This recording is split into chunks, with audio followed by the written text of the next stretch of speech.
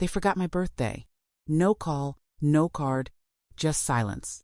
But that same week, I saw the mortgage payment leave my account. I didn't cry. I logged into the bank app. It wasn't a mistake. It wasn't a glitch. It was them. They used my account, just like they used my time, my kindness, my name on their loan. I stared at the transaction like it was a photograph of betrayal date stamped and shameless. $1,864.32, pulled without a word. That was my birthday gift. Not a candle, not a flower, just an automatic withdrawal. I sat there at the table, the one they didn't visit, with the cake I baked myself. 2 slices gone, one for me, one for memory. I kept thinking maybe they forgot. People forget. Busy lives, screaming kids, long drives.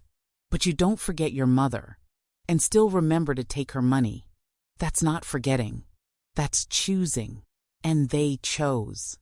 Again, I thought about the years I covered them. Broken cars, bounced checks, just until next month, Ma. I thought about the time they said, "We'll pay you back." And I just nodded, knowing they wouldn't. I thought about the photo I saw on their page dinner with friends. Big smiles, balloons. The same day I ate soup alone. I didn't get loud. I didn't slam a door. I just changed the password. Then I opened a folder, the one where I'd kept every wire transfer, every loan note, every lie dressed as love. They thought I was done, that I'd sit in the corner and stay quiet while they drained me dry. But no. That day, I didn't cry. I logged in. I printed statements. I made tea. And for the first time in years, I made a plan not for them but for me. I worked. I saved. I paid their way before I paid my rent. That's how it always was. From the moment I held that squirming little boy in my arms, I decided he'd never go without. And he didn't. Not when the fridge was empty and I fed him the last spoon of rice. Not when his shoes had holes and I stitched them while he slept. Not when his dreams cost more than I had, and I found a way to make it happen anyway. I didn't take vacations. I took extra shifts. I didn't buy new dresses. I patched old ones. I worked. I saved. I paid their way before I paid my rent. When his college bill came in too high, I pawned my necklace, the one my mother gave me on my wedding day. I remember looking at it in the glass case at the shop and thinking, well, he's worth more than gold. And he was. Back then, he'd come home on weekends, sit at the kitchen table with his books, drink my coffee like it was magic. "I couldn't have done this without you, Ma," he'd say. And I believed him. I believed every word. I helped him buy his first car. He promised to pay me back in 6 months. I never saw a dime. But I saw him driving to interviews, starting his life. I told myself, that was enough. I helped them move into their first place. Paid the security deposit, co-signed the lease, brought over groceries and cleaning supplies like I was the welcome wagon. When they had their first baby, I was the one rocking her at 2 a.m. when they were too tired. I stayed up making bottles, folding tiny laundry, singing songs I hadn't sung in years. I didn't complain. I was happy to do it. That's what grandmothers do. That's what I did. I worked. I saved. I paid their way before I paid my rent. When their heater broke in the middle of January, I gave them the emergency money I had tucked in the back of my sock drawer. Didn't hesitate. Just handed it over with a smile.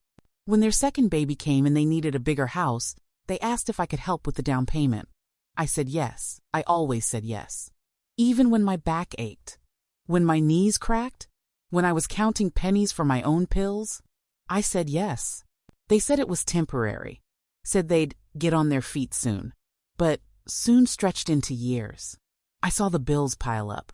Watched their excuses grow thinner.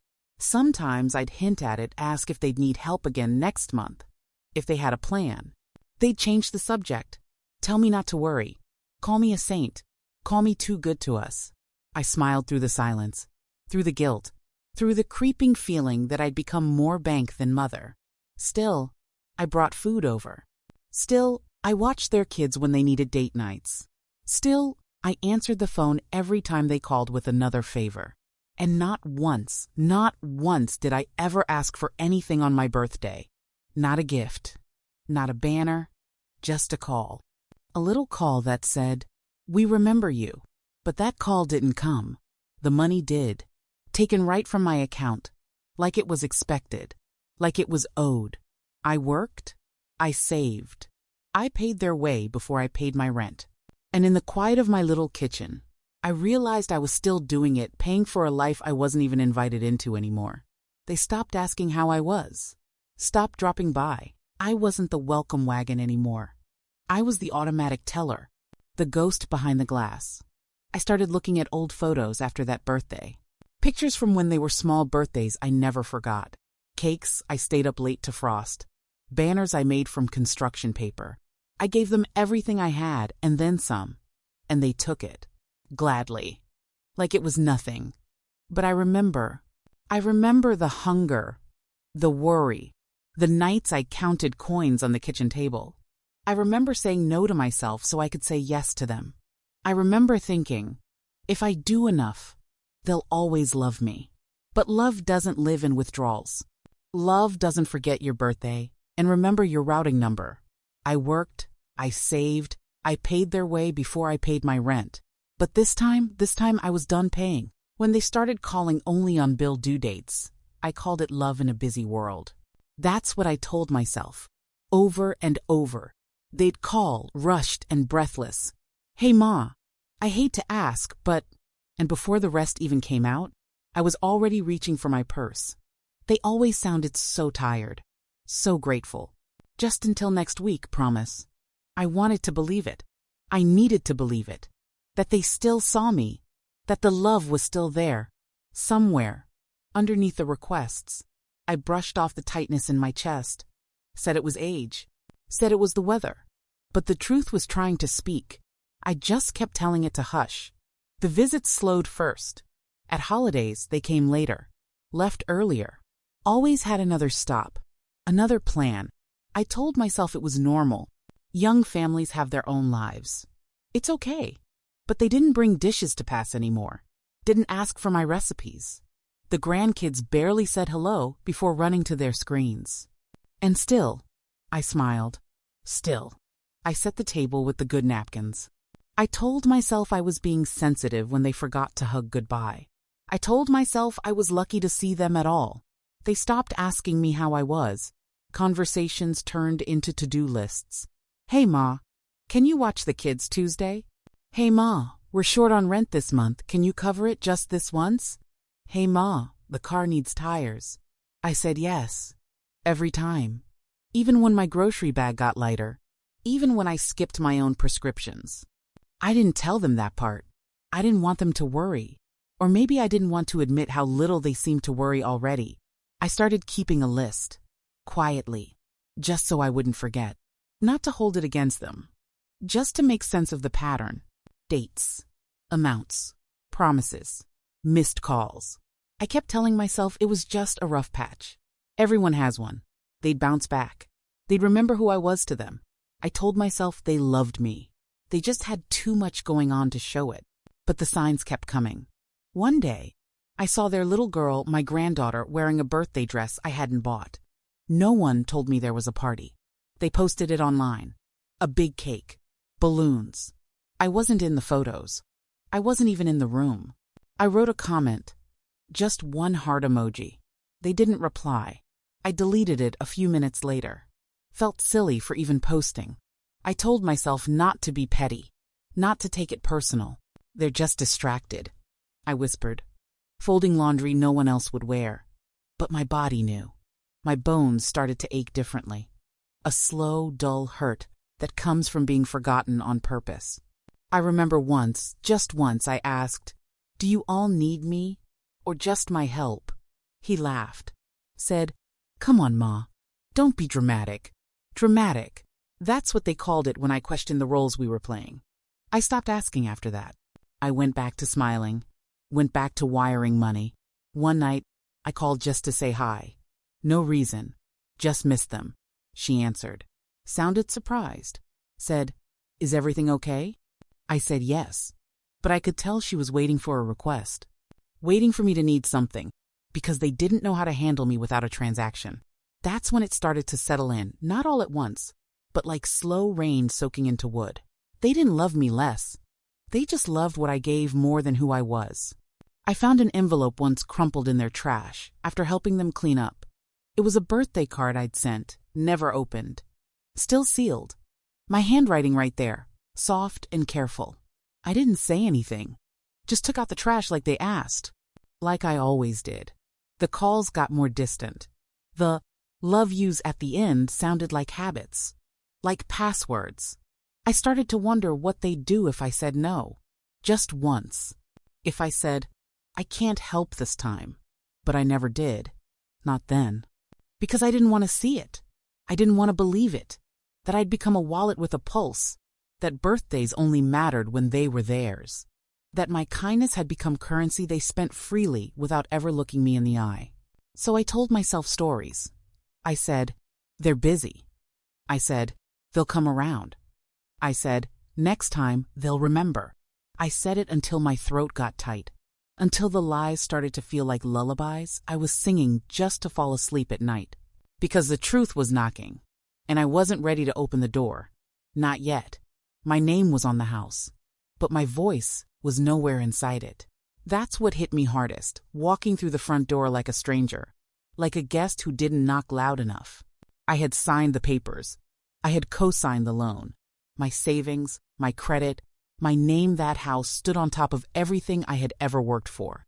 And still, when I crossed the threshold, I felt invisible. No one looked up. No one paused. The kids didn't say hi. She didn't offer me tea. He barely nodded. They took everything while smiling and somehow convinced themselves it was kindness. It started subtle. We're so grateful, Ma. Just until we're stable. I heard that word more than I heard thank you. Stable. As if my life was a ladder, and theirs was the only one climbing. I brought over groceries one day, spent 2 hours cooking a full meal. She said, you didn't have to. Not warm, not surprised. Just annoyed. Like I had brought too much. Like I was clutter in their kitchen. So I stopped bringing casseroles. I stopped setting the table. And no one noticed. They used my address for bills, for deliveries, for tax forms. They put me down as emergency contact, but never called unless something needed paying. They let me sit at the table while they planned vacations I wasn't invited to. Let me walk the dog while they rested. Let me pay for the fence, the repairs, the couch, all of it. They took everything while smiling and called it helping us get ahead. One day, I showed up unannounced. I just wanted to see them. To see the kids. I stood on the porch holding cookies I'd baked. Through the window, I saw balloons, party hats, music, a birthday. No one had told me. My granddaughter turned 8, and no one had told me. I knocked. She opened the door, eyebrows up, surprised. Oh, we didn't think you'd want to come, she said. You don't really do big crowds. A lie, neat and practiced. I handed her the cookies. She didn't say thank you. Just set them on the counter, like mail that would be tossed later. They had a photographer. I stayed for 20 minutes. No one asked me to be in a picture, not one. My name was on the house, but my voice was nowhere inside it. Later, I found out they'd refinanced the mortgage. Used my name again. Signed papers with a digital signature they knew I wouldn't notice. They even changed the mailing address so I wouldn't see the updates. I found out by accident. A slip in conversation. A piece of mail delivered to the wrong place. I asked about it. He said, it's nothing, Ma, just easier for taxes. I stared at him and felt the floor shift beneath me. Easier. It was easier to steal from me than to include me. I didn't cry. I didn't scream. I nodded. I said, of course. And I went home not to the house I had helped pay for, but to the tiny apartment they said was better for someone your age. A room they picked, a lease they signed, a decision I was never asked to make. I stood in that quiet place and realized they had taken everything but the air I still breathed. They used my history to build their future, used my trust like a ladder rung, then pulled it up behind them. I had been erased in plain sight, not with violence, but with signatures, with tone, with the slow, careful cutting of connection. I found my old birthday card in their trash, the one I sent last year when I was too sick to visit. It was unopened, the envelope still sealed. My name written on the front in my careful hand. Love. Mom. It lay beside a juice box and a paper plate, crumpled. That was the moment. Not the refinancing. Not the party. That card in the trash. That's when something in me broke, quietly. They took everything while smiling. Told themselves I was lucky to be included at all. That I didn't need thanks that mothers live to give. That grandmothers are meant to fade into the background. But I remembered who I was before I gave it all away. I remembered birthdays they didn't. I remembered the sound of their tiny voices calling, "Mommy," from another room. I remembered who paid for their braces, who stayed up with them through fevered nights. I was never just a helper. I was the reason they stood where they stood. And still, they treated me like wallpaper, nice to have, easy to ignore. My name was on the house, but my voice was nowhere inside it. Until now. They didn't remember my birthday, but I remembered passwords. Every login, every auto payment I set up, every time I helped them get organized. I remembered the mortgage account routing number, the energy bill that still had my email attached, the savings account I'd opened in my name to help them get back on track. They forgot the woman who built their safety net, but I remembered the net because I wove it myself. I wasn't screaming. I was balancing books. I sat down at my small kitchen table with a cup of lukewarm coffee and a notebook I hadn't opened in years. The one with handwritten notes from when I used to run the PTA fundraiser, the bake sale, the whole house. There was a time I budgeted 5 lives on one salary. I knew numbers. I knew limits. And I knew how to make things stretch. So I stretched out the truth they thought I'd never find. They were still taking money, quietly. Not just the mortgage, cell phone lines, streaming services, a grocery delivery subscription I'd never used. Little withdrawals, just small enough to go unnoticed if I wasn't looking. But I was. I went back through 6 months of statements, highlighted every charge, labeled each transaction. Not one apology, not one phone call. They had turned me into a silent investor, not in their future, but in their convenience. So I made a spreadsheet, lined it up, what they owed, what they took, what I gave. It wasn't just about money. It was about history, about the moments they skipped while taking from the woman they said was so strong, so helpful, so generous. I started a second list. Birthdays missed, holidays skipped, favors forgotten. I wrote it all down, not to stay angry, to stay clear. Because the truth is easy to misplace when you've been gaslit into gratitude. I wasn't planning revenge. I was planning repair. Quiet repair. Strategic. Focused. I contacted the bank. Changed the access. I made a phone call to the mortgage company and told them I'd be stepping off the account. Permanently. No more just in case we need help. No more silent responsibility. They said it would flag the loan. I said, that's fine. They asked if I was sure. I said, I've never been more. Next, I checked the joint credit card I was only on for emergencies. It was maxed out. Designer shoes, fancy dinners, a weekend trip to Napa. Not a single emergency in sight. I froze it. Cut the card in half with the same kitchen scissors I used to trim their school projects. I paused. I took a breath. Then I filed a dispute. Calm, legal, simple. I still wasn't angry. Not in the way they feared. I wasn't about to yell. I didn't want a confrontation. I wanted a correction. I wanted boundaries, the kind they never thought I'd draw because I was too soft, too giving, too mother. But even mothers have a line. Mine had just arrived. That week, I declined 3 phone calls. Let them go to voicemail. Same number. Same voice. Hey, Ma, I think there's a problem with the bank. Can you check? Hey, we're getting a notice from the lender. Can you call? Hey, are you okay? I didn't reply. I listened, sipped my tea, went back to my notebook. I found the old passwords to their family calendar, looked at the past year, every plan, every trip, every birthday party. Not one included me, but every charge sure did. I logged out and closed the computer. Enough. There was power in the quiet. In the math, in knowing I didn't have to scream to be heard. I just had to stop participating. Stop funding the version of the relationship that only worked for them. I wasn't bitter. I was balanced. I baked myself a pie that weekend, blueberry, like the one he used to beg for. I didn't save him a slice. I ate it warm, in my softest robe, with no sound but the fork on the plate and the quiet hum of a woman remembering her worth. They didn't remember my birthday, but I remembered passwords. And now, finally, I was remembering myself. I took it all back, quietly, not with yelling, not with threats, not even with tears, just quiet paperwork and deliberate choices. They never saw it coming, because they never believed I'd do it. They were so used to me giving time, money, silence, that they never imagined I'd take anything back.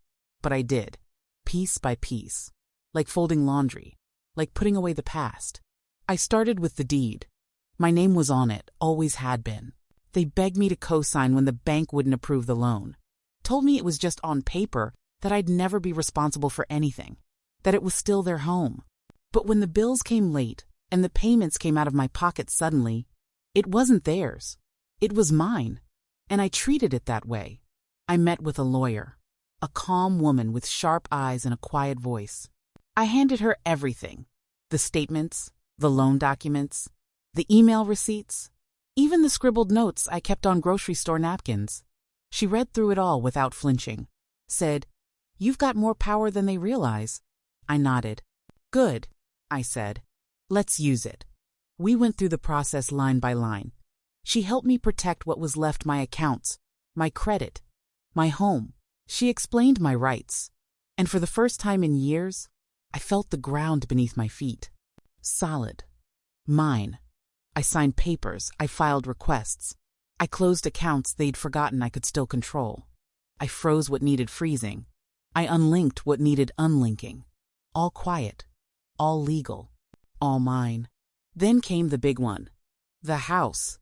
I waited until the refinance fell through, which it did, the moment I stepped off the application.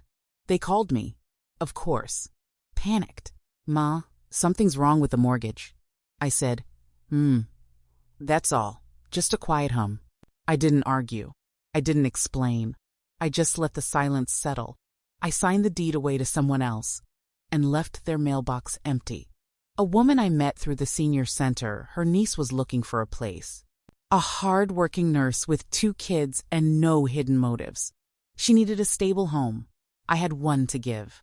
We handled everything through the lawyer. Clean, respectful, professional. I didn't even drive by the old house.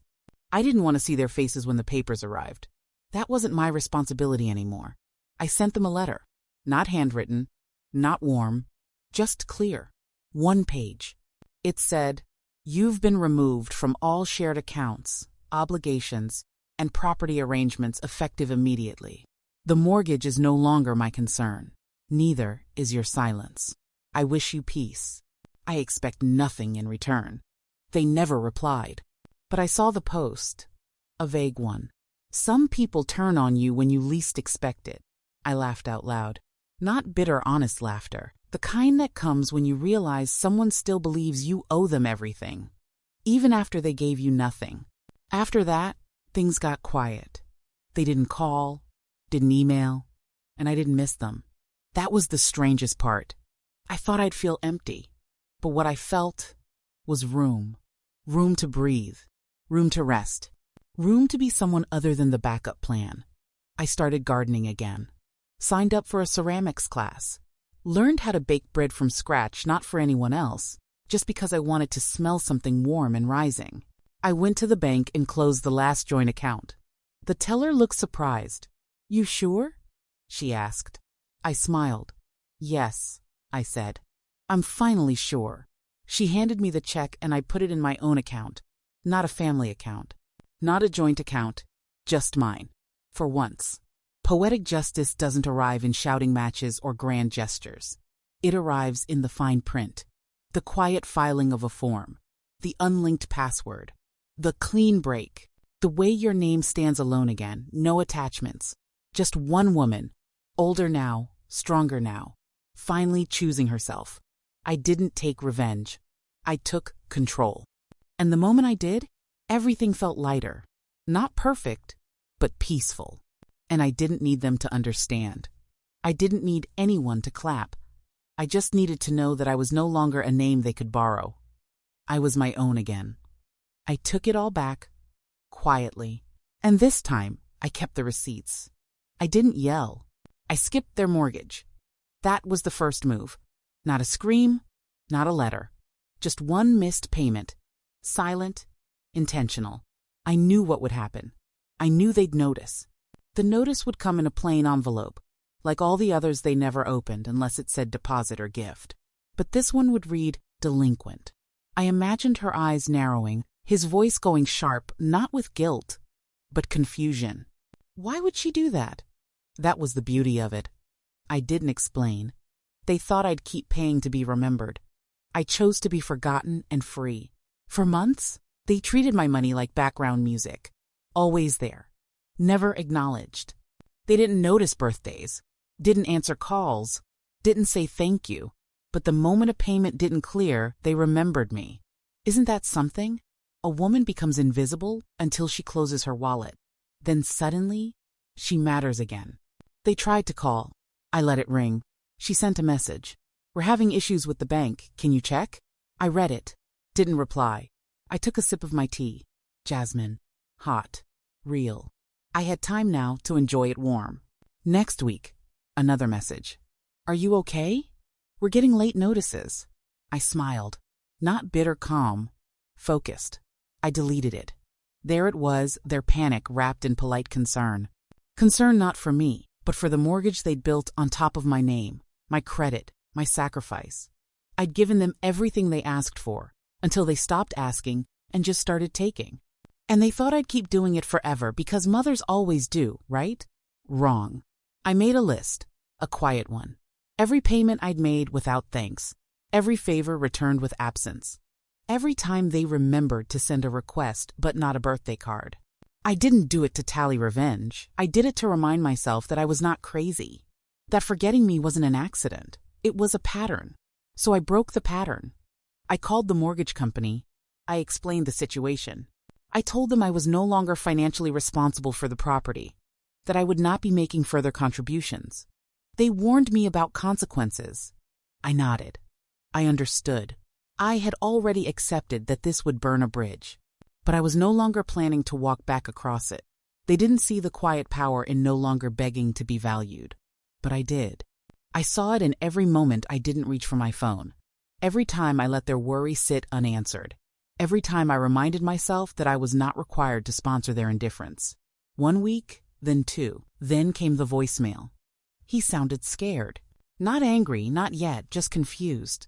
Mom, we just don't know what's going on. We really need your help. Help, that word. I'd carried it for decades. Wrapped it around my back like a shawl. Warm at first. Then suffocating. I didn't return the call. They'd spent years withdrawing from me. Emotionally, financially, spiritually. I had been drained dry. And still I showed up. Until I didn't. That was my soft revenge. Not destruction. Not cruelty. Just removal. No more yes.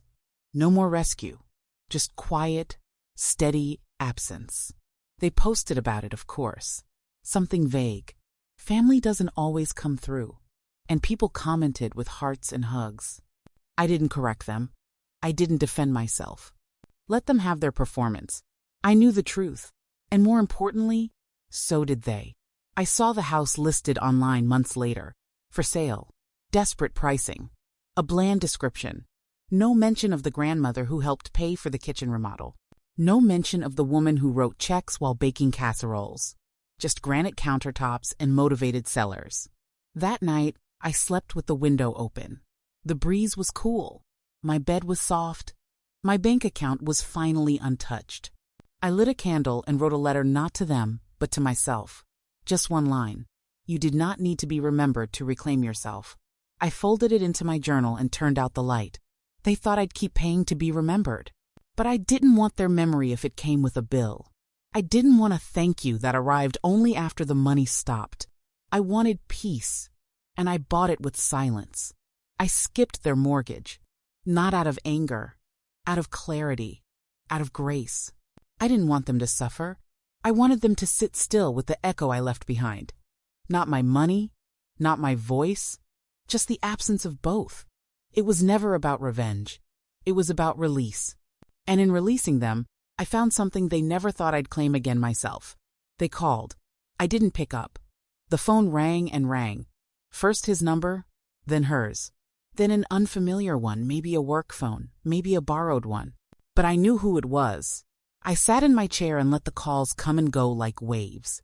I didn't flinch. I didn't reach. I didn't owe anyone an answer anymore. Not after everything. They weren't reaching out for me. They were reaching for money. And for the first time, they were reaching into air. There was a time when I would have jumped at the sound of the phone, when I would have dropped everything, groceries, dinner, rest, to pick up their call. Not out of fear, but out of love. Because love made me answer. Love made me give. Love made me hope. But this wasn't love. This was panic, wrapped in fake concern. They didn't call when I was sick last winter. They didn't call on my birthday. They didn't call when I stopped sending cards. But now that the mortgage was unpaid, now that the accounts were closed suddenly, my silence mattered. The voicemail started stacking up. Mom, we really need to talk. Can you please call us back? This isn't like you. No, it wasn't like me.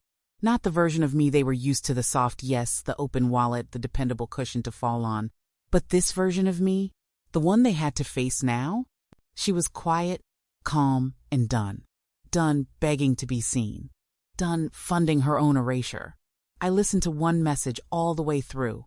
He said they were confused, that there had to be a mistake, that they thought the payments were still being handled. He sounded out of breath, like he'd been running or chasing something that slipped through his fingers.